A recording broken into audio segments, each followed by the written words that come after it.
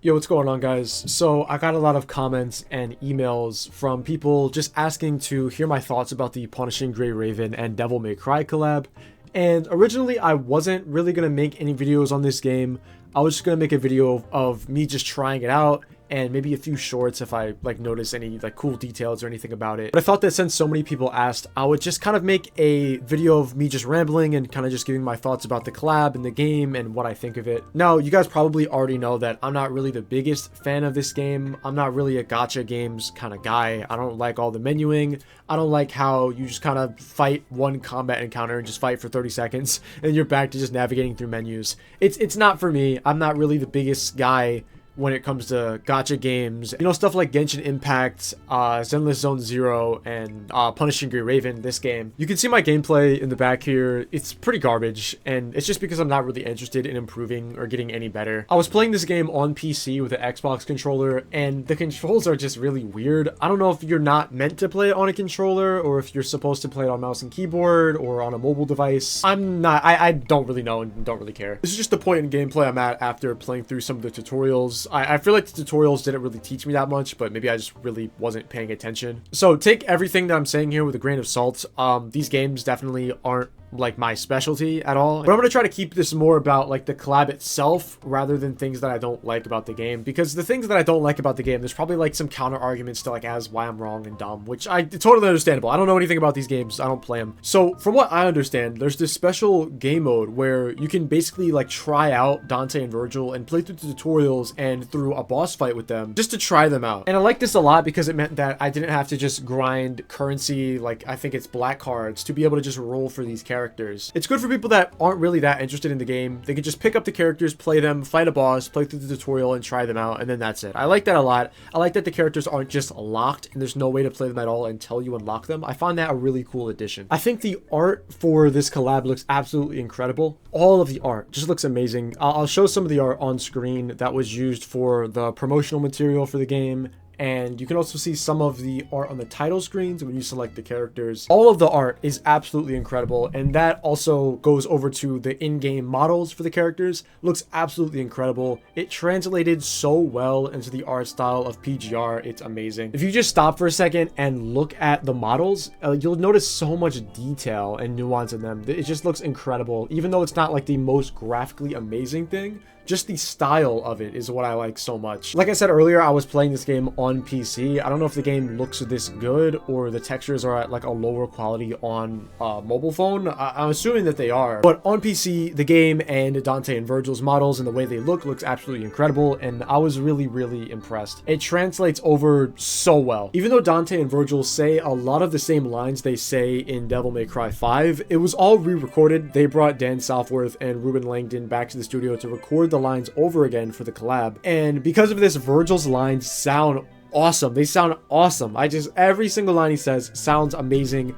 Dan Southworth is clearly still very, very passionate about this character. He gave it his all here, and Virgil looks and sounds better than ever in this collab. It was super exciting to hear some of Virgil's voice lines here re-recorded. Some of the stuff I'd argue even sounds better than it did in DMC5. I can feel his presence. I knew you were here. Dante! I don't know exactly how to get to this screen. You probably just have to unlock the character first, and I haven't. But there's some place you can go in the menu where you can check on your characters and interact with them, and you can have Virgil and Dante there. And this adds so many other voice lines and interactions where you can check on Virgil and he'll kind of give you a monologue, and it's all recorded by Dan, and it just sounds absolutely crazy. I'll show you guys one. In the pursuit of power, I once forsook my humanity, yet found myself still unable to defeat him. Here's some counsel for you. Remember the inner fire that propels you towards strength. And always keep in mind the purpose for which you fight. On the other hand, though, I didn't like Dante's voice acting at all. It sounded really phoned in from Ruben. Yeah, there's a few good lines, but 95% of this stuff sounds like Ruben didn't even want to be here. It just sounds it sounds pretty bad. I know there's gonna be a lot of people defending it, but dude, it's kind of just crazy how Dan showed up, and brought his all to this role, and then Ruben is just kind of I'll show you what I've got. I'm gonna play with you. You know, it just doesn't sound like it has the same passion that it did in Devil May Cry 5. So it kind of leads me to believe that the company reached out to Dan and Ruben. Dan agreed to do it. Ruben originally wasn't going to do it until Dan did, and then he just kind of felt like he had to, or something like that.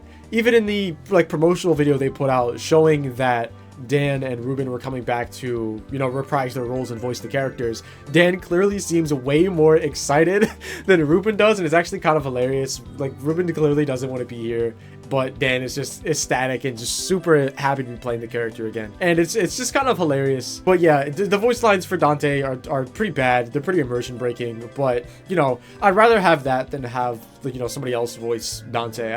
I'd still rather have Ruben voice it and give like poorly spoken voice lines than have like Johnny Young Bosch or whoever else just come back and, you know, voice him. So there's that. As far as the combat and the gameplay itself, I can't really give you an in-depth review or critique of it because I'm not 100% familiar with how it works in the whole orb and ping system, and I just don't really care, and I don't really like the game, to be honest. But I will say that the amount of moves they were able to bring in from Devil May Cry into this game is very, very impressive. I made a short a while ago, and it showed that I think it was like 58% or something. I don't know, I have a bad memory, but it was the majority of the moves from DMC5 for Virgil made it into the game, which is very impressive. You got to remember that this is a mobile game. Like, this runs on a phone and it has this much content in it. There's no new moves, which it's fine. I didn't expect that, but I'm just very surprised at the amount of moves that they were able to bring in from the game. Because of this, you can do some really nice combos in the game, just like you can do in DMC5, and it looks pretty spot on.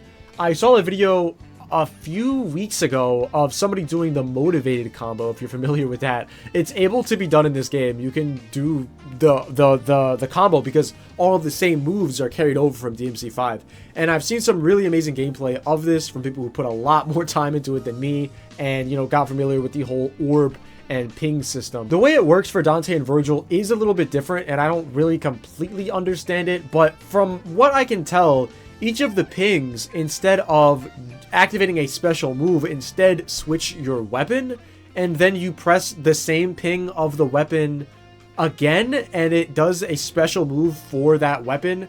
Again, I'm not really that familiar with it, but I thought they were going to make a completely new system for them, or just have it completely different, but the fact they were still able to keep the ping system and kind of like change it to fit their needs for the characters is also pretty creative, and I like that a lot. So will I be playing this game a lot in the future and improving at it and making more videos about it? Most likely no, but I do like what was done here. I think it's very impressive. I'm happy that Virgil and Dante are kind of getting some more content in a way, you know?